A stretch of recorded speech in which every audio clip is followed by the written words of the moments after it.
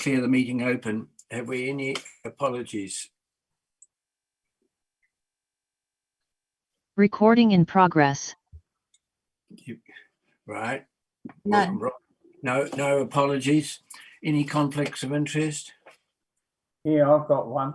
Any of the discussions about disposing of the Masonic property or buying more properties for Freemasons, I want to stand aside for that because I'm still a Mason. All right. Thank you, Murray. Item 6.3 has been withdrawn. It'll be coming back next month. For your information, that was about bus stop extensions in Ashley Street, which Paul knows a fair bit about. Right. Conflicts of interest? No conflicts of interest. Welcome, Andy. I see you there, and Morris is coming. All right. The minutes have been circulated. Are there any corrections or alterations? There appear to be none. So someone prepared to move that we confirm them? I'll move that. I'll second. Paul and Duncan. I'll put that. All those in favour, please say aye. Contrary, Aye. carried. Any matters arising? Yes, Mr. Chair.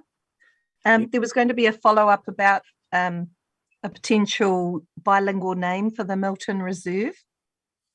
I just wondered when that would come back to the board.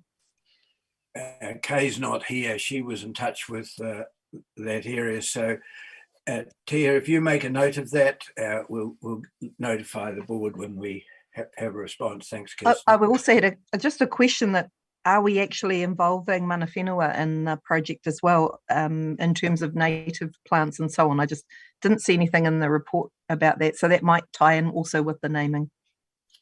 Thank you. Right, moving on. Item 6.1, Town Centre Lighting Concepts, pages 17 to 46. Vanessa, welcome, Vanessa. Thank you. Good evening, Mr. Chair and board members. So the purpose of this report is really just to seek board member endorsement of the town centre feature lighting designs for Rangiora. The designs were prepared by Kevin Cawley, so he's from Total Lighting Limited, and he was selected by the Town Centre Feature Lighting Working Group as the preferred design consultant to prepare these plans. Concepts are really just intended to guide future decisions around lighting from a design and budgeting perspective, and also to provide some guidance to property owners and businesses when they're upgrading their sites in terms of lighting. You'll note that probably the budgets are out of date now, and they'll be subject to review when we do get to the point of progressing lighting in the town centres as part of the budget timeframe that's listed in the report. So happy to take any questions. Vanessa, that committee, I think Andy's our rep on it, but it hasn't met for a couple of years or so, has it? We've had, I think, I haven't been involved, to be honest. Only recently I got involved in this project, so I'm not too sure exactly when the last meeting was. I believe a couple were scheduled, but then they were cancelled just due to COVID. So the intention is probably to set up another one once we've got approval from the community boards on the designs to start progressing things in the background. So you'll bring that committee back together? Yes, yeah, we will, yeah. I think, Andy, you were our rep on that from what I understand. Yeah. That's correct, Jim. All right, thank you.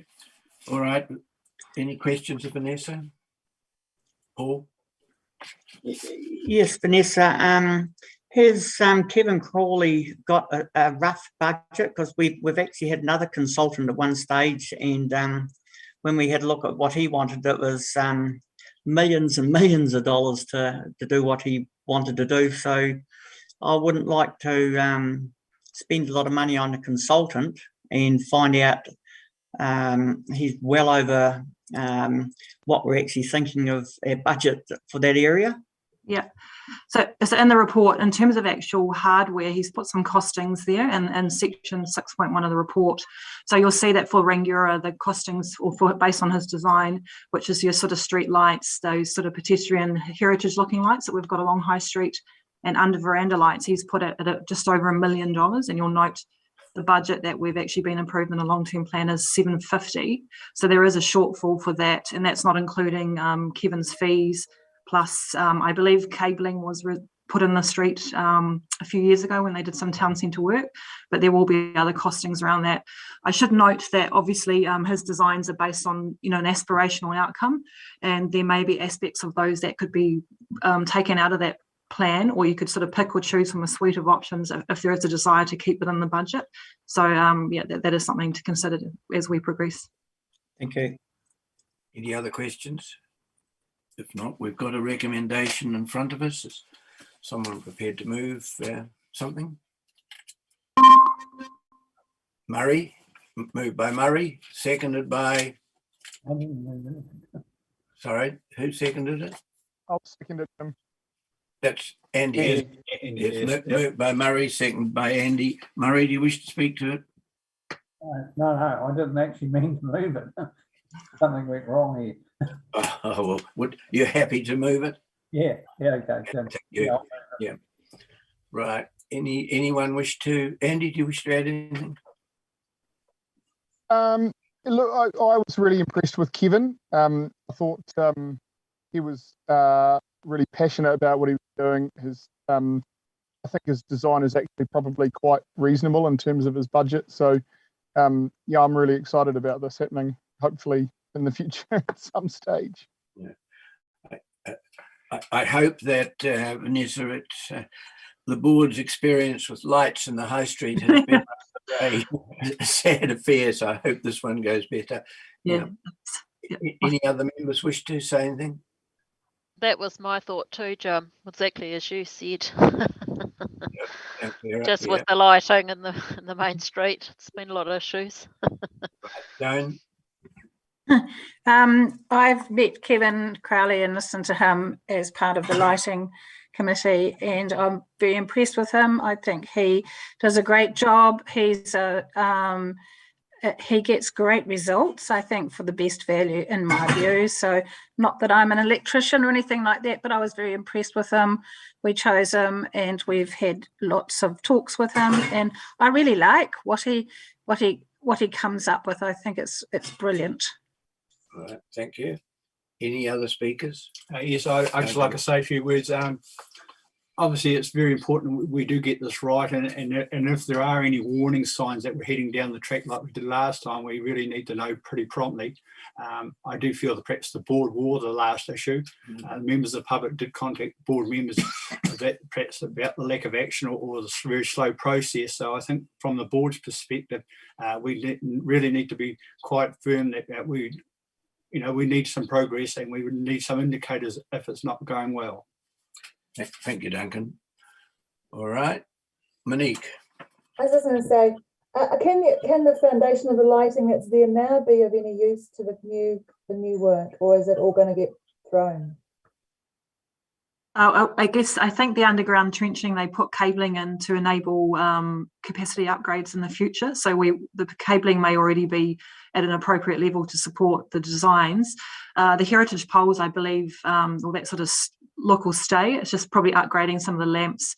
You'll note that there is a focus on 2700K lighting, which is a sort of move in the lighting space towards that illumination now, which is actually better for pedestrians, and it's a nice sort of softer warm glow that still illuminates things appropriately, but it just it also is better for highlighting town centre features. So that will be a change here.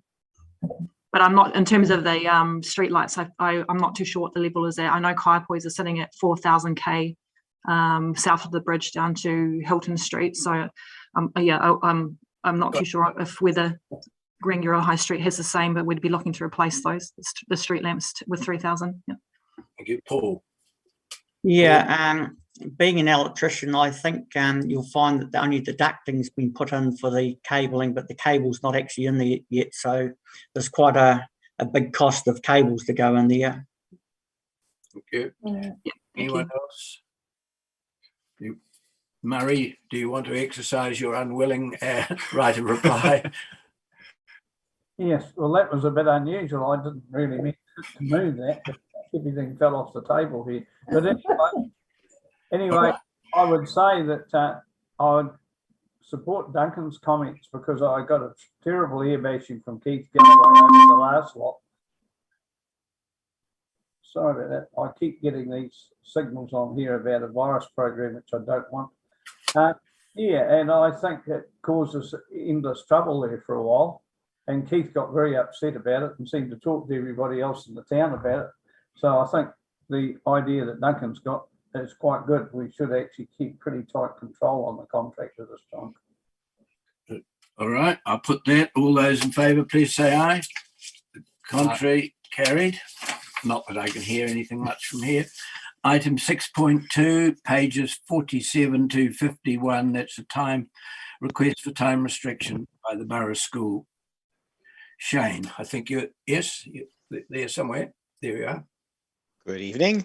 I'll take the report as read. Just a quick bit of context. This came up in conversations with the school in preparation for the sewer construction works that are presently going on around the school proximity, and that led them to put in a request for us to help address a long-standing issue apparently with parents, as is not uncommon at school time, double parking around both gates to the school. And so in conversations with the school, we're really hoping to try to get more vehicular-based pickups off of Church Street, which is what the parking restrictions would be aimed towards, and the King Street gate would be oriented more towards children who are walking to school or cycling. So there's a little bit of a modal separation there. Thank you, Shane. Any questions of Shane? Kirsten? Shane, just wondering why the board is involved so late in these conversations. Obviously, we can provide some of the community feedback, and I don't have a problem with this particular report. But what I'm saying is, wouldn't it be better to come to the board to have a quick discussion about what you are planning to do before we basically get presented with a fait accompli? Certainly could reach out further, I guess. I will admit on my part, I do rely a little bit when I am in a case like this on a bit of background and context for the schools. So when I am aware of a circumstance that has a little bit more of a focus, or that I'm aware there are outstanding background issues, I do tend to do a bit more outreach. I was not under the impression that there were any other contextual issues to be concerned with on this one. So that may have been a miss. I guess were you aware, obviously this is Dudley Park, this is the swimming pool, this is the netball courts, this is also a whole lot of things, and there's residents obviously in the street as well. So I just wondered whether would it be possible in the future to perhaps come to the board for a general context as well as going to the actual person concerned? Yeah, and I also want to balance. We get lots of parking requests, and some that do make it through to action. And I certainly don't want to be taking up all of your time with that, but certainly can try to reach out more. Yeah. Thank you. And Kirsten, that's one of the reasons, the point you raised, why 6.3 has been deferred, so Shane can come and talk to the board. Just exactly. Yep. Thank you, Mr. Chair. Yeah, right. You've got the recommend. Any other questions? Happy to move, Mr. Chair. Moved by Kirsten, seconded by I'll second. Monique. Kirsten, do you wish to speak? Absolutely. Thank you very much to staff for working with the school on this. And the only feedback I've had is actually that this is desperately needed. So that's the response you would have got from the board if you'd come to us.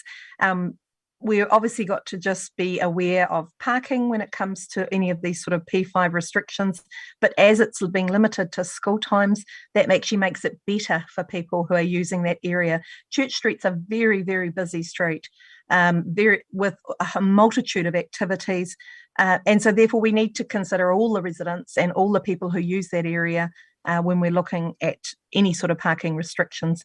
But I really think that the staff have got it completely right here, and this will help the community, and it may make things a lot easier for the parents. Thank you, Kirsten. Monique, do you wish to speak? Yeah, I think it seems a perfectly logical solution, perhaps, to the problems there. So great, no problems with it. Thank you. Any other speakers?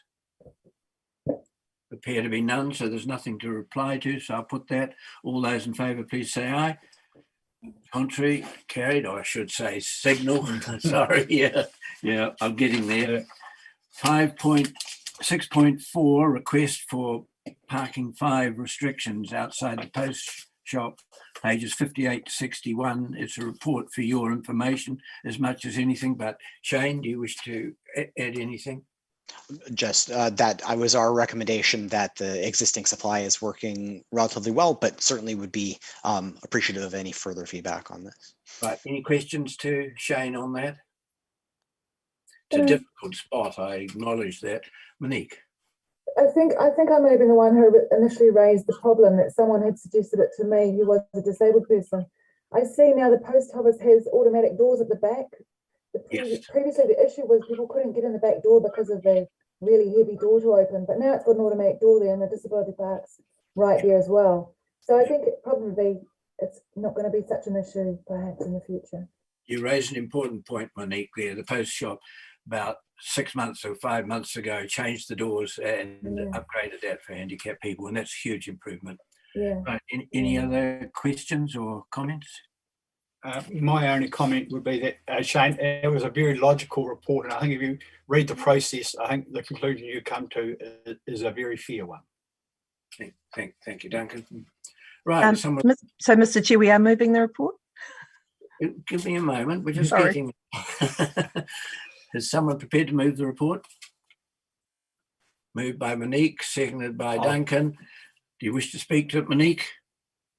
No. Duncan? No, I think I have. Thank you. Yeah, he thinks he has. Right. I'll put that. All those. Mr. Chair, just quickly, if I may. Again, very, very important to talk to the businesses in that area before we'd made any decisions, but I think the right decision has been made with that correction to the door. Thank you. Okay. Right. Anyone else? I'll put that. All those in favour, please say aye. The contrary, carried. Road naming, item 6.5, 263 Barkers Road, pages 62 to 771. Scott, are you there? Who's introducing this from the staff? No one. Okay. Well, so if you have a look at the report on page 62, the report itself is quite straightforward, but you should note in the policy for area, for example, no road can bear a name or similar name now to any other in the district.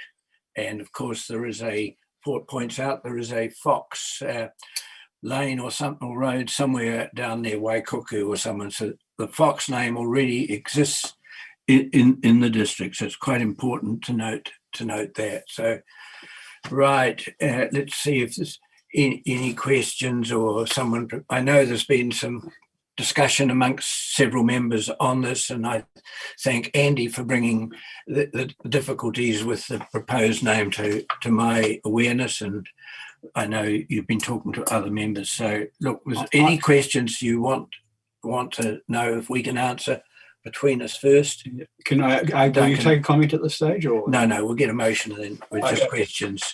Just questions. Monique. Just a question. I looked up the map. I thought it said Tuahiwi, and the name was Cox Road, COX Road. Is that the name that they're saying is the same?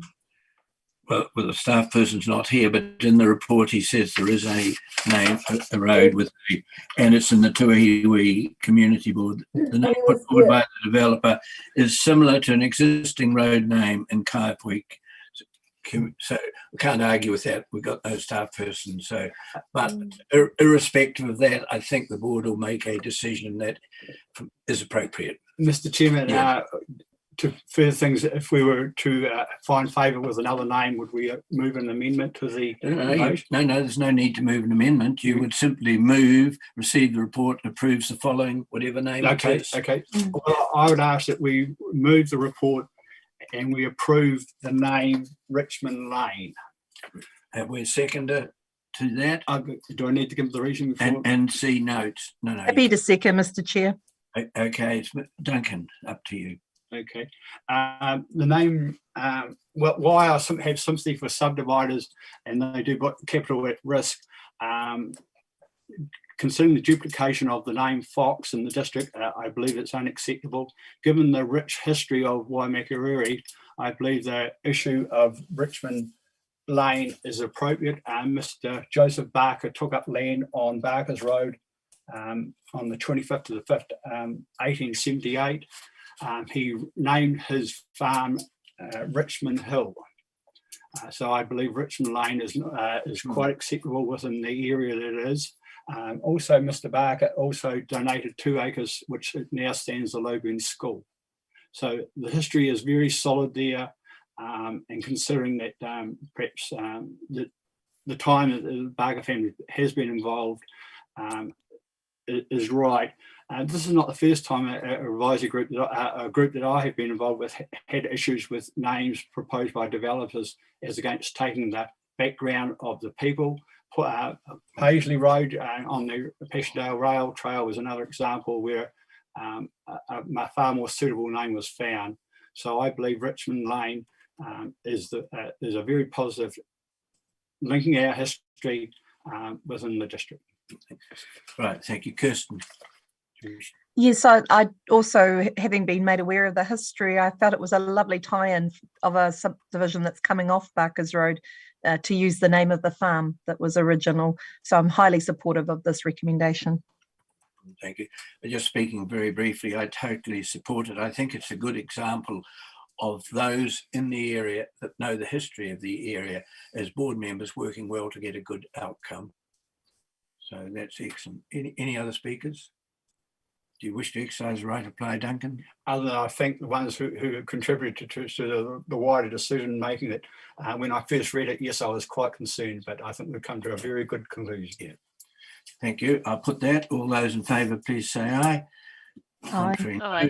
Show hands, whatever. Old habits die hard. Item 6.6 on pages 72 to 86, Townsend Road Reserve, Tory. Tory there? Yes, she's name's there. Yeah, there. Yeah. Hi. Hi, good evening, Mr. Chair, and good evening, board members. I'll take the report as read, but just to introduce it a little, the purpose of the report is to request approval for staff to carry out consultation on the proposed concept plan for Townsend Road Reserve, which, as you know, is within Townsend Fields subdivision. Consultation would be carried out with residents in the surrounding area of the reserve, and also not noted in the report, but it would be taken back to the students at Te Mataru School who participated in the initial brainstorming session that we held to show them the same consultation information. Following consultation, we'd bring the feedback back to you to note the feedback that we got and also to show you the proposed concept plan for approval. I'd be happy to take any questions if you have some. That's good. That's a good process. Thanks, Tori. Questions? Anyone got a question? Everyone's head down and looking very busy. So we have a recommendation in front of us. Is someone prepared to indicate moving the recommendation? You're all heads up. Thanks, Paul. Seconded by Robbie. Paul, do you wish to speak to it? No, I think it's important, a new subdivision area. We need a play area for the future adults of the community, and it's important for children to have that sort of area put aside for them. Thank you. Robbie? No, well done, Paul. I agree entirely. Oh, good. You're very hard to see, Robbie. We can just see your eyes. Hello. That's better. Right. Anyone else wish to add anything? Monique? Could I just ask that maybe WAG be involved, the Waimakariri Access Group be involved to make sure it's suitable for people with disabilities, perhaps? So it's accessible. Yeah, Tori's nodding her head. Yes, that. definitely. Yes, we'll take it through the accessibility group and get their input through the whole process. Great, thank you. Anyone else wish to? Duncan? I only pass the comment, Tori. I think it's you've done a very good job, and I see the photo there. You're consulting with the younger people of our district. One day they'll be ratepayers, so I think the issue of consulting right at that early age does put the council in a good stead. Thank you. Thank you. Thank you. Appreciate that. Oh. I don't think you've got anything to reply to, Paul. So I'll put that. All those in favour, please say aye or indicate aye. A thumbs up against. Carried. Item 6.7, Rangiora Community Board's discretionary grant. Tia, do you wish to, or would you introduce this, please? Yes, Mr. Chairperson, do you want to take them separately or do I introduce all of them? Maybe we will take them separately because some are straightforward and some might be slightly different. So, okay. But we speak to them all in one and then we'll just put the question separately to say, yeah. Thank you. Through you, Mr. Chairperson, we have 3 applications for grant funding. One is from the Rangiora Cricket Club for $496 for buying new cricket balls for match games. They will then use the old balls just for practice. Then we have an application for $800 for the Muscular Dystrophy Association. This is for the Rangiora group, although I want to just draw members' attention to the fact that in their application, they stated that the funding would be would reduce the burden to cover wider operational funds such as wages. And in terms of the criteria, the board grants should not be actually used for wages. So it is actually my suggestion that we just lay this application on the table until I get more information from them on exactly what they want to use the funding for. Well, Tia, just on that, sorry to interrupt you. If you're going back to them, if the board decide to lay it on the table and follow your advice, I think we make clear we would like to help them if they had anything for the participants that we can assist that meets them and what they're doing. You know what I'm saying? Just give them the option to come back to us if the board's happy. We'll come to that. Thank you.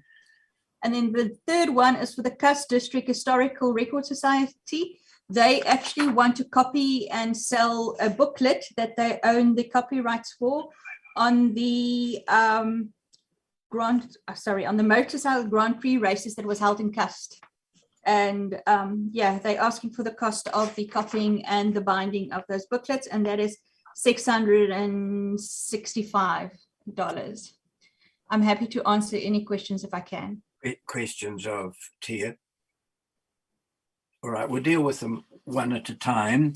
Is someone prepared to move A and the B or C, the cricket? They're asking for $496. I'm happy to move that particular one. Moved by Sarah, seconded by Jason. Any discussion? No. All right, I'll put that. All those in favour, please say aye.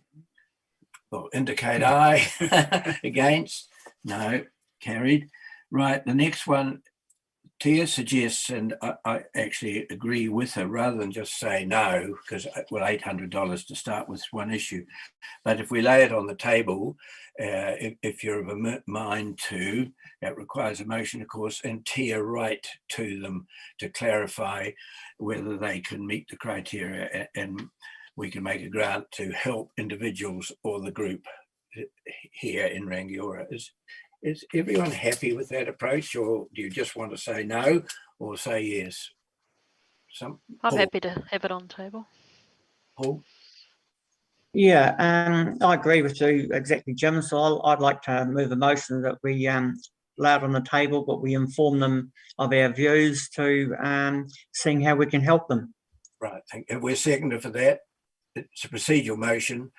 Seconded by Sarah. So I'm about to put that. All those in favour, please say aye. Aye. Aye. Anyone opposed? Declare it carried. Now we move on to the third one, which is the Cuss and Historical Record Society. I've got a question on that one, Mr. Chair. Yes. Yeah. My understanding from reading the application and talking to one of the members is that this is only, the part they're asking for is only for the scanning of this historic book to keep it safe, that the project does intend to print books, but they're only asking us for the $665 to scan the booklet. I understand that, and there is nothing, the board has the ability, if it wants to offer this full 665. That's up to the board. 500 is our normal guideline, but in the case of something like this, it's quite appropriate for the board to make whatever decision it wants. So has someone got a suggestion to move something here? I'm happy to test the meeting with 665, Mr. Chair. Thank you, Kirsten. If we're seconded for that, I will. Duncan is seconded. Wish to speak to it? Just very, very briefly, the volunteers at the Cuss Museum do an amazing amount of work. This booklet, it will deteriorate if it's not scanned. So it's really important to preserve the history of our area. And they have a very active committee who is very good at promoting. So I'm sure that the overall project will go ahead. Duncan? I can only follow what Kirsten has said, but members who haven't been to the Cuss museum, I would encourage them to do so. So while it's a very small building, it's full of action. Yeah. So it's actually amazing, and there's a lot of history in that building. And I just point out it's totally consistent what we did with the Rangiora Historical Society early records about 3 or 4 years ago. So, right, anyone else wish to speak? Nothing to reply to. So would you please indicate your support? All those in favour? Aye. Against? Declare it carried. Right, correspondence is there. We need a motion to receive it. Someone prepared to move that? Yeah, Mr. Chairperson, you skipped one, sorry. What have I skipped? 6.8. Oh, I'll come back to that then. All right. I put a line through it before. Yeah, no, we'll deal with the correspondence while I'm there and pop back. Someone prepared to move that we receive the correspondence? Moved by Kirsten, seconded by Morris. I'll put that. All those in favour, please say aye. The contrary carried, or indication. We'll get there yet. We'll pop back 6.8, ratification of the Ashley Community Board submissions. That's to retrospectively both the council and the ECAN. So someone prepared to move that? Well, I'll move it if I second it. I'll second it. Seconded. I'll put that. All those in favour, please say aye. Contrary carried. Chairperson's report on page 157. I'll move it. Duncan will second it. Please, all those in favour? Against? I declare it carried. 9.1, and matters right through there to 9.6. And then we have the public excluded report, which is included in the recommendation. Is someone prepared to move that we receive the information and receive the public excluded and it remain public excluded? Moved by Jones, seconded by Jason. I'll put that. All those in favour, please say aye. The contrary carried. Right, we'll start down. Where will we start? We'll start with Paul. Information exchange. Yeah, well, been quite busy. We've had as per last month, we've been having a lot of sessions on the gravel and shingle roads around Waimakariri, and it's been agreed by the staff, and they are working quite hard now looking at remetalling the gravel roads around the area up to a better standard. And the good thing is we may have that new Arcalite roading stuff they put on has been quite good and successful, and that has to be transferred from way down by Oxford up to the forestry, for example. And with a bit of luck, we may have found a seam of that same similar stuff, and the forestry people have found it there. So we might have a better access to a cheaper, or be a lot cheaper in the cartage anyway, to get it for our rural gravel roads. So that's looking quite promising. We've been pushing to get when a road gets remetalled, that it gets rolled at the same time, which is pretty important, because sometimes just spreading the new top course on top of it, and we're getting a bit of flood and it's getting washed away pretty quickly. So by rolling it in and maybe even wetting it when we're rolling it, will be a bit more of a successful process at it. What was I got there? Yeah, I've also been concentrating on a lot of the drainage matters, and the staff have been getting better at looking after the drains by getting them cleaned. We have got a bit of a problem with the COVID, because it's hard getting crews out there now, because a lot of them are away with COVID and everything. So and there's a lot of drains, and we're coming up to the winter, which is very important. So so that's sort of a bit of a priority for the council at the moment. On the water side, you probably heard a wee bit of scenarios about the asbestos pipes around. It's a wee bit of a cloak and dagger situation on that, because the asbestos fibre-like pipes we've been using is actually quite safe and health, and from the advice all the water people have had, it only creates a problem if it's not wet. And if the water pipes, they're always wet. So it's not really a problem at all. We've had them for years. To be on the safe side, they are all on the replacement schedule for Waimakariri to have the pipes replaced as they, the ages of them are coming up to the age of replacing them anyway. So that is on the cards for getting them replaced. So that's about it for me. Thanks, Thank Paul. Andy.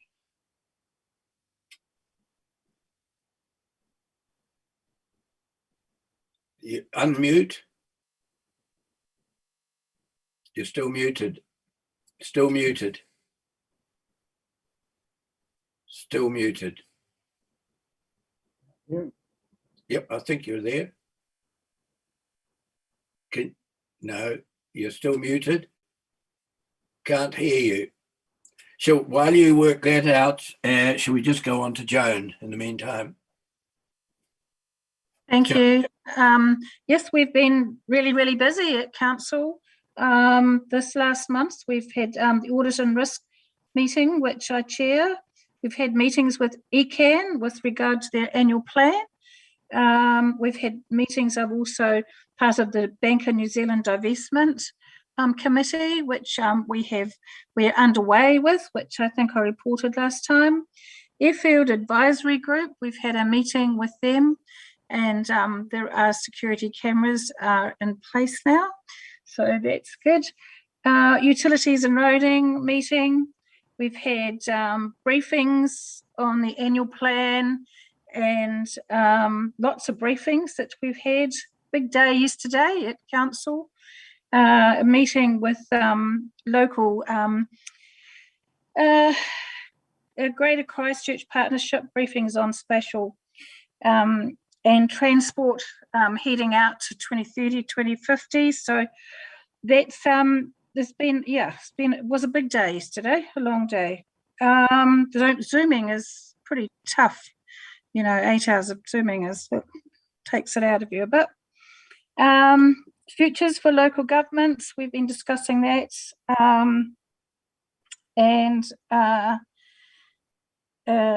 What have I got here? Yes, we've had council meetings with tentative something on development. Oh, that's right. We had a meeting with Te Māori Tau on development contributions. So it was a nice meeting there. Business promotions, we've had a meeting there. So hopefully with town centres that we might be able to move forward with hosting some events this year in the future, because nothing's been happening. We're very mindful of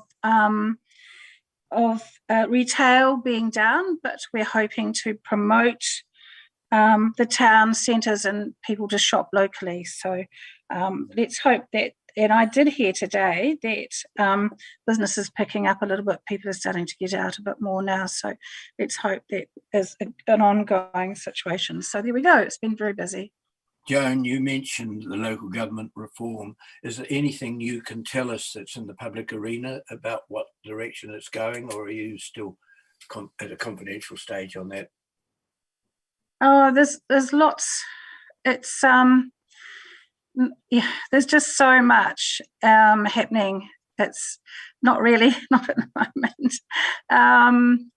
I think it's still in a process, and there's still lots of discussion, and all will be revealed, I think, down the track. Yeah, it's quite complicated and complex. Okay, Andy, are you back there yet, or are you not? Anybody hear me? Yes. Yeah. Really? Yeah, really. No, you've just muted yourself. Now you've unmuted. No, you're gone again. You muted yourself a moment ago. We saw the little icon come up. Can you hear me? Yes. Okay, I'm not going to touch anything. Is it still working? Yes. My goodness. Clearly, I should I should get some more. Yeah, this is terrible. I've been very busy with Paul looking at the roads. There's been a lot of activity on the community pages. Been talking to a number of people that are still very unhappy. So it is really encouraging that we're getting some progress. Yeah, that's about all I've been up to, really. It's gravel roads. Well, you're doing a good job there because it's an important issue for our rural communities. So thanks you there. Sarah.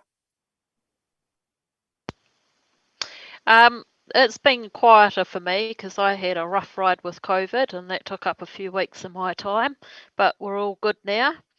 But I attended the Rangiora Squadron 88 annual general meeting last week on Thursday night. My son is a member there, and it was meet and greet the parents and meet the members on the board. So that was really good to hear what they've been up to and where they're heading, and they made specific mention of the support of the Waimakariri Council, and in particular they did mention Council Award. They said you've done a great job, and the Mayor as well. So they were very pleased. Good things to say.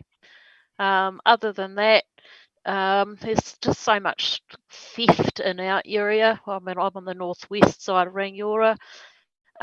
You know, if you leave something on the back seat of your car, I wouldn't do it. Just maybe check before you lock your car. It's quite sad actually what's going on, but it is what it is. So just, yeah, watch out for things like that. Too much of it going on. But that's all. Thank you. Thank you, Sarah. Morris. Yeah. You there, Morris? Yes, yeah, I've got nothing to report, Jim. All right, thank you. Jason. This month, been a bit busy at work with COVID and whatnot. Right. Okay. Monique. Just a request from a member of the public for maybe some more seating in Dudley, in the north part of Dudley Park, perhaps in the sun. And that same person was suggesting they could even put some money toward it. So I don't know where perhaps I pass that on to Green Space or something. I'll talk to Tia. Well, Green Space is sitting down the bottom listening to the ground. Yeah. So. But Tia, talk to Tia and she'll follow that up for you. Cool. Thank you. All right. Cool. Murray. Yes, well, I went along at your advice and spoke to the council staff, and the next day they fixed the pothole outside the pharmacy, but it wasn't really a pothole. It was 2 meters long and it was a seal failure. In the process of that, after a while, some of the council staff came along and started talking about replacing the footpath. And the Greg of the Rangiora Pharmacy rang me this morning and said there's everybody down there doing a lot of work. So I went down and had a look, and they had it all dug up, they had it all fenced off, and they were handling it very well. They actually had people, a person on the entrance to the Durham Health and a person on the entrance to Rangiora Pharmacy, guiding elderly people in and out and making sure they didn't get into trouble. I thought that was very good. I was accosted by an elderly gentleman who was there, God knows where it came from, who was jumping up and down about the amount of money that the council was spending on the footpath and was it necessary, etc. But I pointed out to him that it had the old dish curb like we talked about one day on the phone, which the street cleaners couldn't manage. And in the course of the work, they're actually altering the curb to the new profile. So they'll be able to clean it, machine clean it from there on. So I actually think it was a good job, and he was quite satisfied with that explanation. He went away in the finish. And also, adding to that, I went to Rangiora Family Doctors about something else, and I got bombarded with questions about the health hub. And it appears that Canterbury Health is no longer, they're doing the demolition, but they're not going to do the reconstruction. It's going to be done by Health Link South. And Family Doctors said they weren't happy with the plans they'd seen. And I said, well, where are they? And they couldn't show them to me.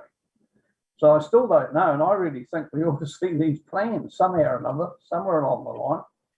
But there's no plans being given to anybody. And the other thing is the demolition, they removed the asbestos and they didn't do anything about demolishing the old hospital for a long time. So I emailed Dan Gordon, and Dan rang Canterbury Health, and he got it activated again, and they're up there, but they're moving very slowly. They are demolishing the building. I think we need to keep an eye on that. All right. Thanks, Murray. That's good. Robbie. Robbie. Right, I'm getting there, Jim. Good. That's right. Thank you. So yeah, just Jason mentioned the challenges of COVID. There's been significant challenges in my portfolio as well as far as waste is concerned. Good work to Kitty, Manise and our contractor to keep the transfer station and collections operating. Certainly, we were looking at knocking green waste on the head a couple of weeks ago because we were lacking a load of drivers. But nevertheless, hopefully we're over that hill and we're not going to be faced with that challenge again. I don't know if you're aware, but the Dudley Pool had to close early last night again due to challenges as far as COVID's concerned. Most of you are aware my partner Jessica works at the pool. She got pulled in to do a 10-hour shift today, opening the pool at 20 to 6 this morning so the lifeguards could get in there, and she got home just on 6 tonight. So COVID is certainly still here and present and will be presenting issues. As far as again with waste, the Cape Valley Joint Committee, we met mainly discuss the SOI, and there's a new buyer as far as the other 50% shareholding is concerned. That's still subject to approval, so I won't go into too much detail as far as that is concerned. With regard to the Joint Standing Committee on waste, as most of you are aware, we have a budget for waste minimisation projects. Again, due to the issues of COVID, a lot of that wasn't tapped in the last financial year. So the decision's been made to pretty much hold over the funds. Having said that, there was a bit of a misunderstanding amongst member councils as well. Waimakariri still holds on to its share, it's just that we don't spend it. So each individual council holds on to the share. The issue with one of the big issues is we're looking at a more regional approach to waste minimisation, and we've invited Environment Canterbury to consider going partners in a regional position as far as regional minimisation is concerned. I'm not sure the reasons why, but it hasn't seemed to have made Environment Canterbury's meetings as yet, which is a bit of frustration to me as we come to because this was something I was quite hot on at the start of the term, and here we are still discussing it towards the end of the term. With the levy increasing as it is and more money becoming available, it's imperative that a bigger picture is taken into consideration as far as regional and even potentially further minimisation practices are concerned. Something that has reared its a nasty head over the last couple of days, which you should be aware of, is with regard to the hockey turf. We have an issue which is probably being compounded by the stadium construction, in that it is filling up with debris. There is a health and safety issue as far as that is concerned. There's been a series of emails between various staff and others as to potential fixes. One of them is the introduction of a machine from America with a $300,000 price tag. So that sort of thing, you need to look at partnerships because there are other hockey turfs in Canterbury. So hopefully staff will put their heads together and come up with a solution, because we run the risk of losing premier games at the pristine hockey turf that we have due to health and safety issues and players slipping over because they can't get the traction required. So yeah, and Joan mentioned it's been a busy period. A lot of it's going on behind the scenes, and I'll publicly express my absolute frustration with regard to central government, because by God, they're making things very, very, very hard for local bodies at the moment. And Tracy's team made a presentation on that in a briefing yesterday, just to emphasise to me how difficult it is working with the Wellington bureaucracy. So that's it from me. Thank you. Robbie, just on the surface of the hockey turf, is that because it's getting embedded in the false grass or whatever you call it and getting underneath, or is it because I know that people with tennis courts are the same sort of thing? There is some machine you can now get or hire, it's quite expensive, but will suck them clean. So I just, that's some tennis courts have had that done. Yeah, no, look, staff are working on it because we don't want to lose that premier grade coming out here. We've got competition from Selwyn now with their new turf. So we don't want to lose those teams coming out here. It is a benefit to Waimakariri in so many ways. And yeah, there's various options being discussed, but at the moment, the front runner is actually people getting on there with water blasters. But you know, that involves people and time. And look, I'm trusting the staff to get over this. I just mentioned it in case it was useful. That was all. Right, moving on. Kirsten. Oh, thank you, Mr. Chair.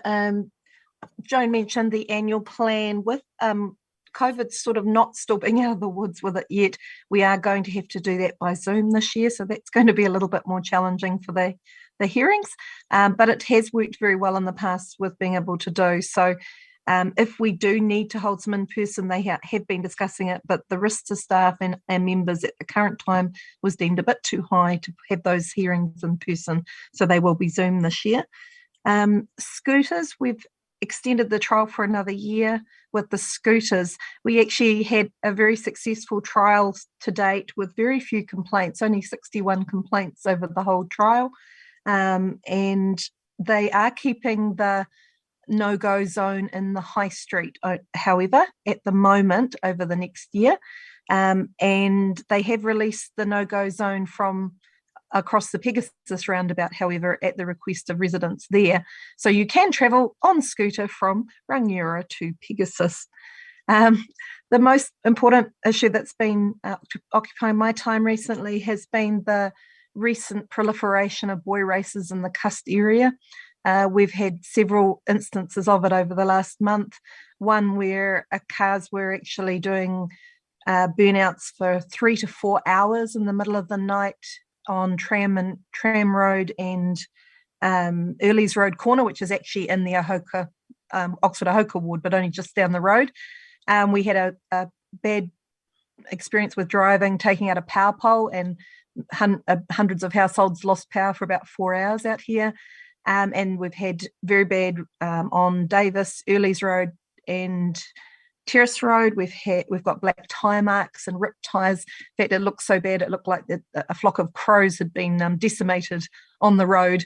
And then we had a funeral at the Cust Community Centre that unfortunately was not the family, but some of the members who attended got out of hand, and they decided that to honour their friend, they would do burn-ups up and down Mill Road and in front of the community centre. So at the moment, the Cust Community Centre has black marks all over the road in front of it. It's very unsightly. We're concerned that it will proliferate this behaviour even more. We're in discussions with the police because we've had some complaints from residents that police are not responding to and they're just too stretched. Cust is covered by the Oxford Police Station, and there is only 2 policemen, and they're not always both on duty.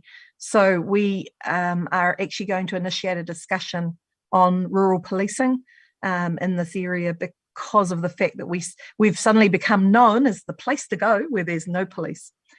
So that's going to be, and I've kept the chair fully informed, kept Jim informed on that as well. But it's of major concern to our residents. Some are talking about taking the law into their own hands.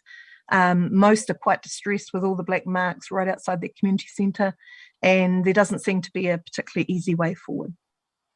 Thank you for that, Kirsten. Just on the boy races and the rubber, look, it's everywhere now. It's urbanised. It's just as around Rangiora as well. It's happening everywhere. So I hope the council talk firmly to the police, because they need to actually have an operation out here, I suspect. I think we do. And Christchurch has had a very successful operation where they've started to impound some cars.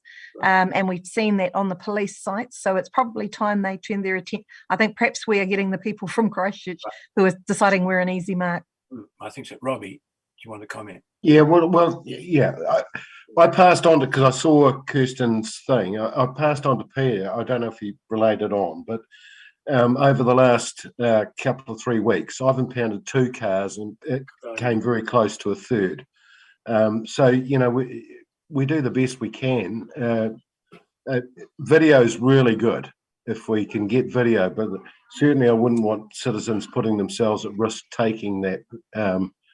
But yeah, we do the best we can. And as I say, 2 cars and very close to a third, she got a $600 infringement instead for her boy racer activity. She wasn't as bad as the other 2. So I decided not to impound her car.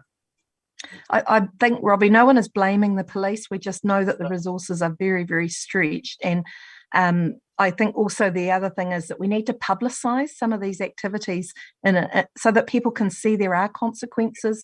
I certainly had feedback from my daughter at high school where boys were talking in a group and said that there's just no police, so it's easy.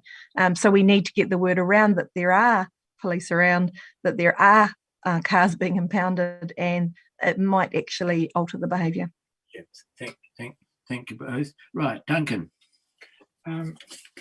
I suppose it's been the common thread on the North Shore this month has been gravel roads. Look, I thank Paul and Andy for their work. The grader was spotted at 5:15 on a Friday afternoon, so one would presume that the heat was on. But, you know, jokes aside, Halen Road, Okuku, for example, there is an issue with drainage as far as allowing water into some of these roadways, which obviously is stripping a fair bit of shingle out. So the 2 go hand in hand to a certain extent. So thanks for that work.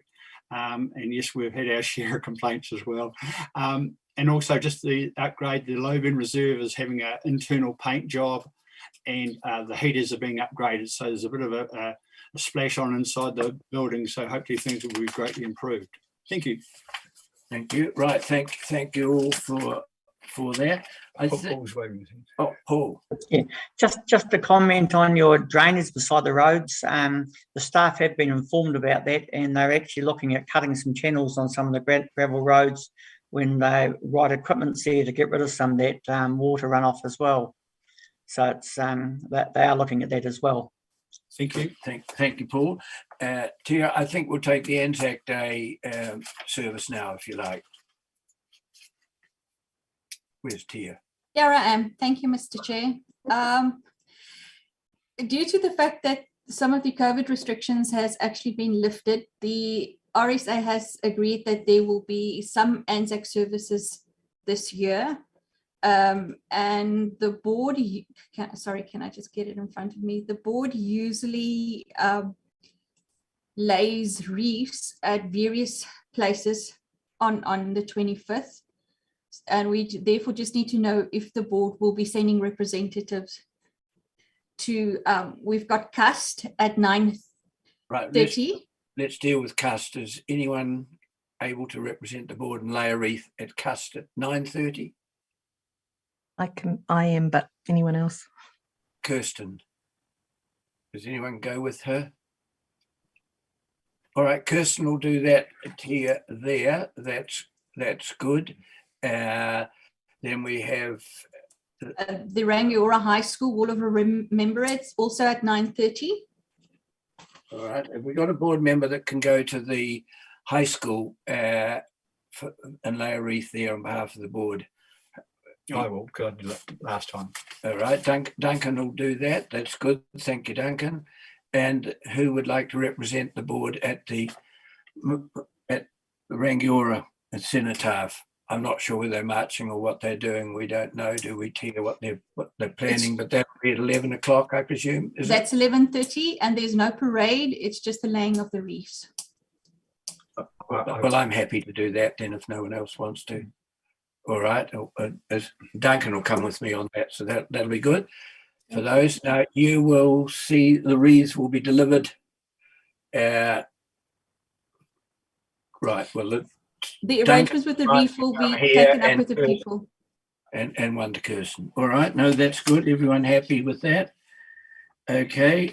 Item 11 is consultation. Is that for your information? Item 12 and is just to tell you where we're at on the discretionary grant and the general landscape funds, just for information. No media items, no questions, no urgent general business. So that brings us to an end to the formal meeting part. Can I ask one question? Yeah, Duncan. Did Monique raise her hand regarding the cenotaph? Or do you want to be involved? Sorry, can't hear you. I can't either. It's Monique? okay. If you two want to do it, that's fine. I'm okay. No, I'm quite happy for you. No, you do. If you go for it, Jim. It's quite all right. All right. We can talk about it at any rate. Yeah. Okay. So, right, now we're moving into the workshop, and we've got Belgrove development frontage along Kippenberger Avenue.